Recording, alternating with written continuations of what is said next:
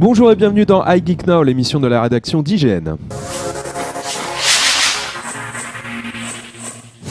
Cette semaine, nous parlerons des nouveaux usages du jeu vidéo avec Twitch, YouTube qui ont changé la donne. Nous reviendrons aussi sur Hideo Kojima qui renaît tel le phénix et qui lance son propre studio. Mais avant ça, évidemment, on va parler du film événement qui vient de sortir au cinéma, Star Wars, le réveil de la Force. Alors, première précaution avant ce sujet Star Wars, il est possible qu'il y ait du spoiler, donc voilà, soyez prévenus. Qu'il y aura du spoiler. Si vous n'avez pas vu le film, nous on l'a vu tous les trois. On a essayé de garder de côté un peu nos opinions pour que ce soit un peu la surprise pour voir ce que chacun en pense. Alors tout simplement, je vais commencer par toi Erwan. Star Wars 7, le réveil de la Force, est-ce que c'est une réussite? Est-ce que ça fait plaisir à ton cœur de fan de Star Wars? Bah oui, je pense que c'est une réussite. Il y a plein de trucs qui marchent pas, mais qui sont acceptés de toute façon de base. Et moi, je voudrais pas être surtout à la place du réalisateur suivant, quoi. Parce que là, je dirais pas que c'est facile de la part d'Abrams, mais c'est quand même le scénario de base, quoi. C'est le nouvel espoir. C'est un des soucis en fait du film que je trouve, c'est que c'est relativement simpliste en fait, très simpliste, voire trop simpliste. Alors évidemment à la fin, c'est assumé. Ah ouais, tout à fait. Mais à la fin du Nouvel Espoir, enfin d'un Nouvel Espoir, c'était assez simple aussi. Mais là, c'est plus la même époque, c'est la troisième génération de films, enfin de trilogie, et du coup tu te dis là c'est quand même super simpliste, et ça va straight to the point, quoi, droit au but.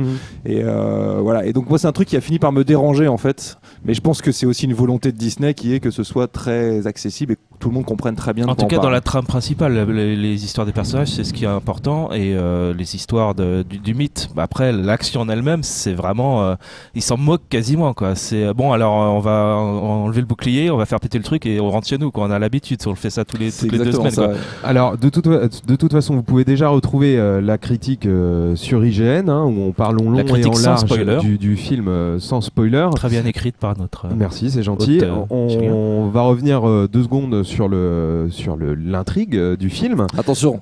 Voilà. Il n'y en a pas. On sait que ce nouveau Star Wars est multigénérationnel. On retrouve les personnages de la première trilogie, que ce soit Han Solo, que ce soit Chewbacca, que ce soit la princesse Leia, et donc un nouveau trio. Et comme on a pu le dire déjà ici, on est dans le mythe Star Wars, donc c'est une histoire qui se répète. Certains parlent même de remake pour ceux qui auraient aimé un film qui explore de nouveaux univers, qui donne de nouvelles pistes à Star Wars. Comme moi je l'ai écrit dans la critique, je pense qu'on est plutôt dans un monomythe qui se raconte de nouveau avec une nouvelle Si c'est manière. les mêmes gens qui se plaignent de la deuxième trilogie en disant que c'est pas Star Wars, il faudra qu'ils se décident, quoi. C'est vrai. Et donc là on est avec un nouveau trio de héros, donc avec Rey, dont on ne connaît pas encore le nom de famille, qui est une jeune femme qui vit sur Jakku, qui personnellement, moi, est mon personnage préféré. C'est le personnage le plus réussi. Elle joue super bien. Elle reste mystérieuse du début à Elle la reste fin. très mystérieuse et c'est un personnage très fort. C'est vraiment un personnage féminin, comme aussi on en voit peu au cinéma. On en a vu un autre cette année très fort dans Mad Max avec Furiosa, par exemple. On a vraiment des personnages ça féminins. pourrait être la fille de Furiosa. Il y a un peu de ça. Elle est débrouillarde. Elle est aussi attachante. Voilà. Surtout, on hésite entre est-ce qu'elle a de la chance ou est-ce qu'elle est déterminée. C'est l'un ou l'autre en fait. Tout le long du film, tu sais pas trop en fait. Et finalement, on verra que c'est encore autre chose. Voilà. On a aussi Finn. C'est la force. On a aussi Finn, Finn est très réussi. qui est un Stormtrooper du premier ordre, qui face à la folie de cette organisation décide en tant qu'élément tomber. comique, c'est le meilleur élément comique, le plus réussi et du cinéma récent. Il a 2 ou 3 scènes dans le film, un petit peu plutôt vers la fin, où effectivement il prend sa revanche sur certains trucs, et c'est génialissime la manière dont c'est amené, ça arrive pile au bon moment, c'est typiquement l'esprit Star Wars. Et c'est là où, avant la sortie du film, on a quand même beaucoup joué avec les spectateurs, parce qu'on nous laissait entendre que Finn était peut-être un Jedi, etc.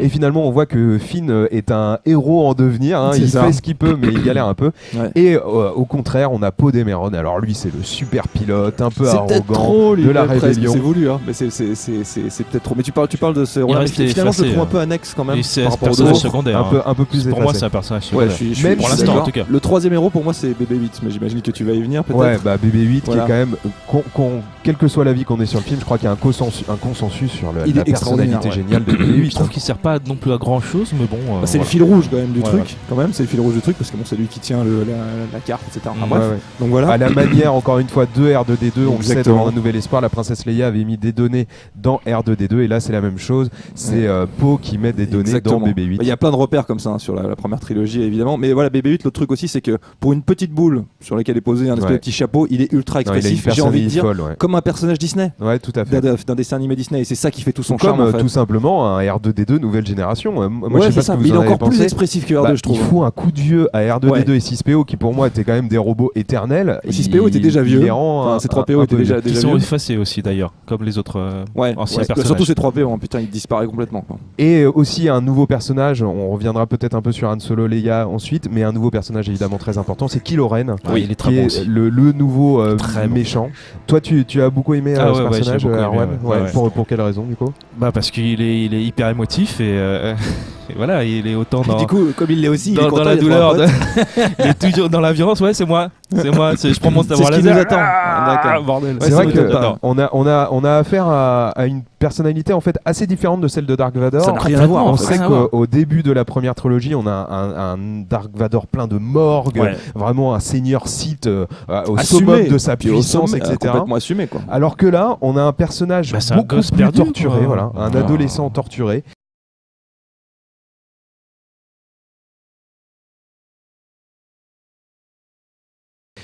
Qui vit dans le mythe de son grand-père. De son grand-père, voilà, on vous le dit, ça y est, c'est le spoiler, c'est la grande révélation de ce Star Wars. On est toujours dans cette idée de famille de Star Wars, les conflits familiaux, c'est la base de la saga, et là on le retrouve cette fois. Avec certains qui sont terminés maintenant. Voilà, avec donc Han Solo, qui est le père de Kylo Ren, et donc la mère, et Leia.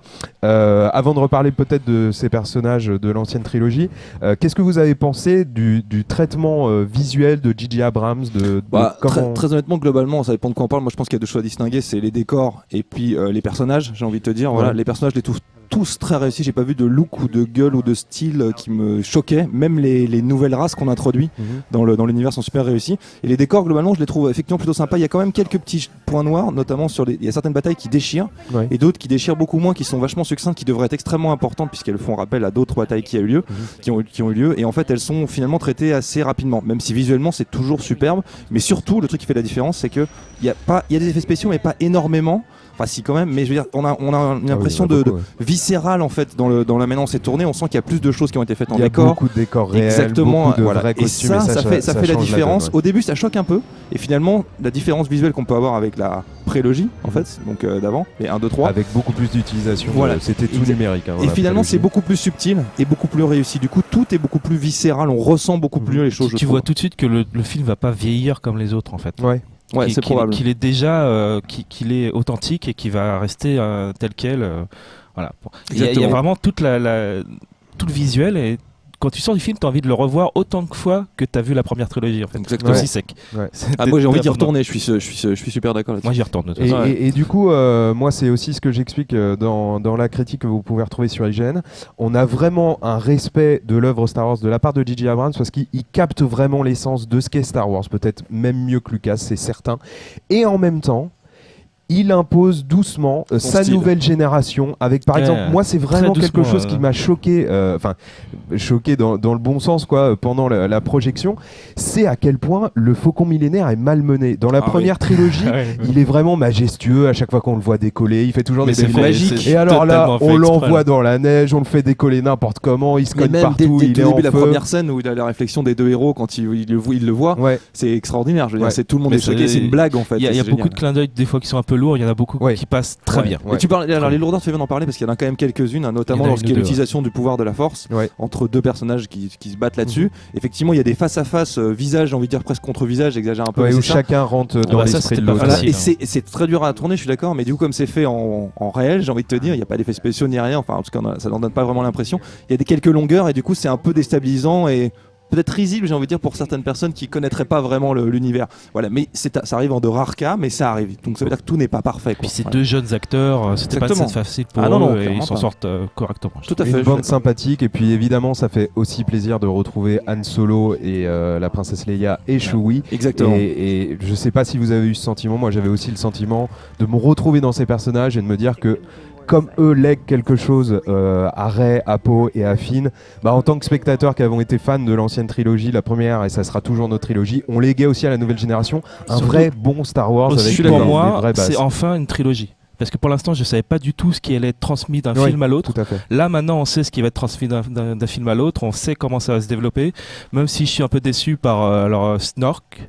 Oui, tout à fait. Qui fait pas très Star Wars. Le commandant Phasma, le capitaine Phasma aussi, dont son rôle est qui était un personnage qu'on pensait qu'on aurait. J'ai l'impression qu'il y a des choses qui ont été coupées. Ouais, peut-être. Ça me paraît. Il y a peut-être des versions plus longues. Effectivement, c'est Snoke.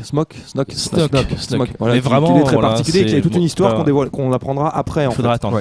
Et donc voilà, j'espère que le réalisateur va s'en sortir pour le deuxième parce que c'est là qu'il va falloir prendre des risques. Au final, Abrams, il s'en sort vraiment avec les honneurs, même si tout n'est pas parfait. Et c'est vrai que c'était super casse-gueule. Et c'est vrai que du coup, c'est le suivant maintenant qui a ça sur ses épaules. Et lui, il va souffrir. Ça va être très dur. Bon, en tout cas, voilà, on a tous, je pense, énormément apprécié le film. En sortant de la salle, ça grandit encore plus en nous. Et puis, je pense que Star Wars va fédérer, va exploser encore. Nous, on a explosé le temps sur Star Wars. C'est un peu normal. On va faire vite sur Kojima. On va faire vite sur Kojima. C'est notre prochain sujet. Mais juste avant, je voudrais juste m'excuser auprès de Sully qui fait la réalisation et qui n'a pas vu Star Wars 7. Donc merci beaucoup. Et on lui a dit de se boucher les oreilles.